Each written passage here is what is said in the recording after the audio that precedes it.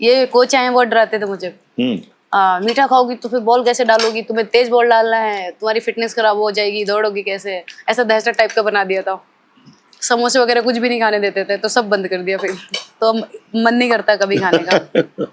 वैसे कोच अपनी भलाई के लिए कहते हैं, ये बात भी है। वही रहते कोच अपने? हाँ वही थे। जब मैं एकेडमी गई थी तब मेरे पास शूज भी नहीं थे, तो सर ने शूज वगैरह, एकेडमी एंड किट पूरा, और रहने के लिए भी उनके घर पे रहती थी मैं। उनके घर पे रह के कुछ फिर मेरे धीरे धीरे उस एकेडमी की एक लड़की दोस्त बनी, तो उसके घर पे रह के ऐसे मैं प्रैक्टिस करती थी स्टार्टिंग में। ये काय में थे पहले कोच?